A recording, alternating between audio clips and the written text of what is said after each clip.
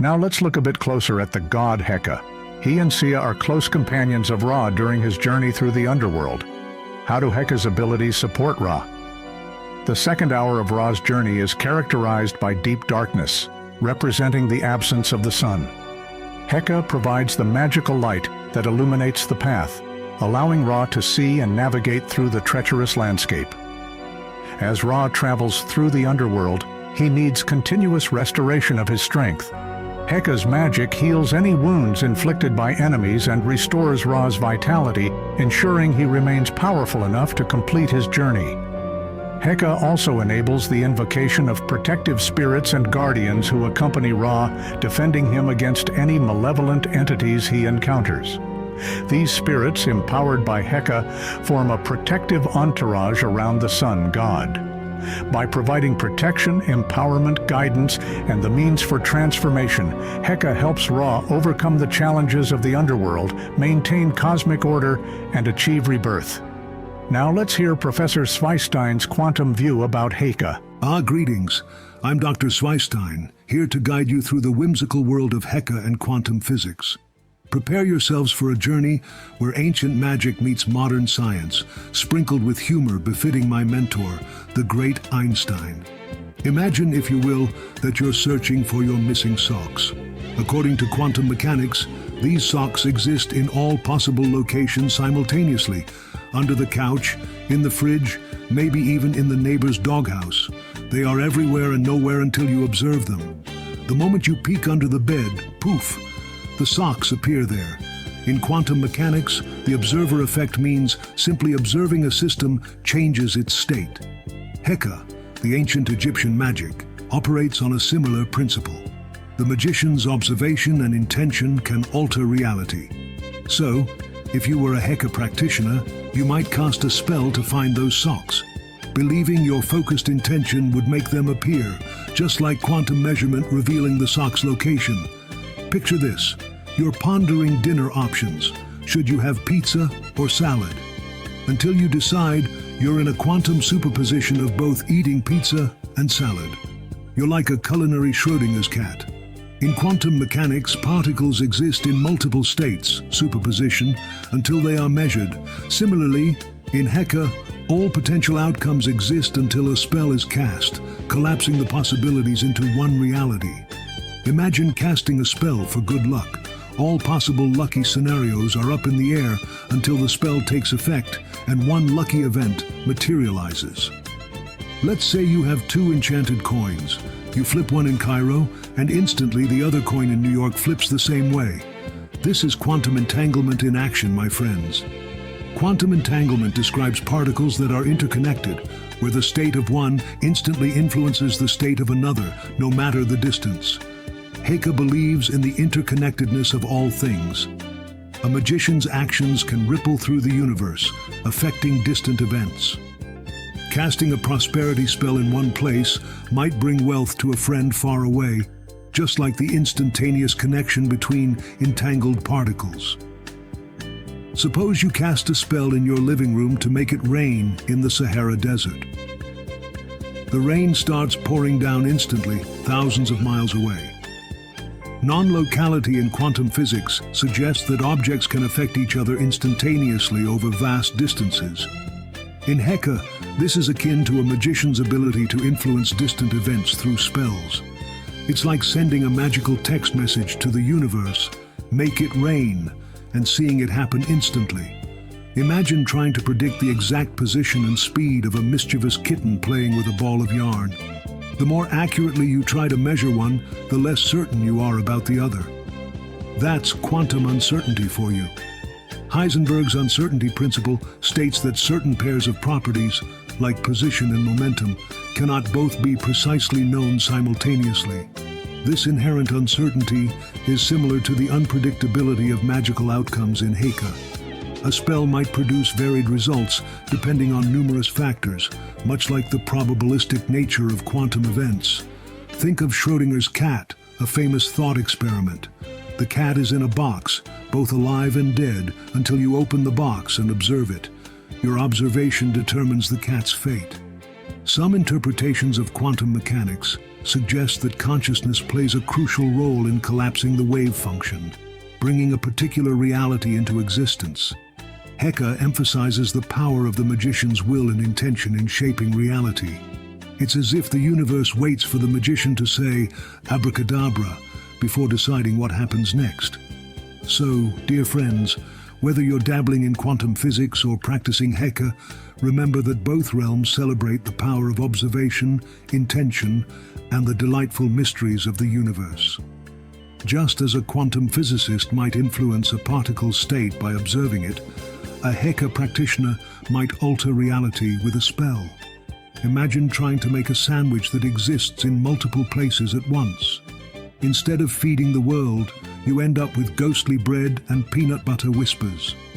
The cosmic comedy continues as socks appear on cats, coffee becomes hot and cold at the same time, and rain falls in the desert because of a spell cast in a cozy living room. In the end, the universe seems to enjoy playing tricks on us, making us laugh at the unpredictability of it all. Whether it's socks appearing out of nowhere, coins flipping in sync across continents, or rain falling in the desert, the cosmic comedy continues. And perhaps the greatest magic of all is learning to laugh along with it, embracing the wonders and mysteries that make life so endlessly fascinating. Ah, I forgot to tell you an idea I had regarding Heka. Let me share it with you. Heka might be the intention and willpower that creates the space between particles. Sound a bit eccentric, doesn't it? Imagine the ancient Egyptians sipping their morning coffee, pondering the nature of existence. They came up with Heka, the divine force of magic, the cosmic glue that keeps everything in place. Fast forward a few millennia, and here we are, talking about quantum mechanics and the space between particles. What if Heka and quantum mechanics are just two sides of the same cosmic coin? Heka, in the eyes of the ancient Egyptians, was the ultimate magician, the great conductor of the cosmic orchestra. This wasn't just pulling rabbits out of hats, mind you. No, Heka was responsible for the very fabric of reality, the intention and willpower that held the universe together. Now picture Heka as the cosmic referee, blowing the whistle to keep the particles in line.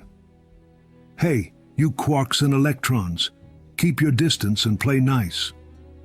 Without Heka, particles might get a little too cozy or wander off into the void, and we can't have that, can we? Enter quantum mechanics, where particles behave like they've had one too many espressos, popping in and out of existence, being in two places at once, and generally causing a ruckus. But even in this quantum chaos, there's order. Fields and forces keep everything in check, much like our friend Heka. In this dance of particles, space isn't just empty. It's filled with fields and potentials, a bustling marketplace where particles trade energy and information. And who's behind the scenes, making sure everything runs smoothly? You guessed it, Heka, or at least a concept much like it. Now let's clarify a common confusion. When we say observation in quantum mechanics, we don't mean a person with binoculars peeking at electrons. Observation refers to any interaction that causes the wave function to collapse into a definite state.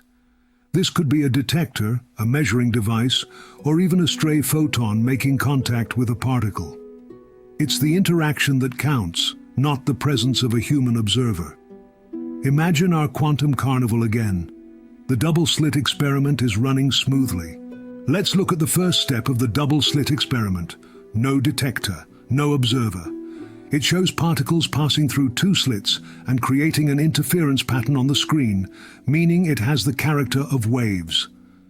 Now the second step of the double-slit experiment, with detector, with observer. It shows particles passing through two slits with a detector active, forming two bands on the screen, showing us suddenly particles.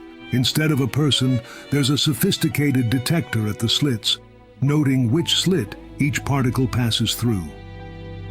As soon as this detection occurs, the interference pattern disappears. The particles act like particles, not waves, because the setup is causing the collapse of the wave function. Some might say, but Professor Einstein, surely it's the machine doing the observing, not a person. Indeed, The act of measurement or interaction is what collapses the wave function.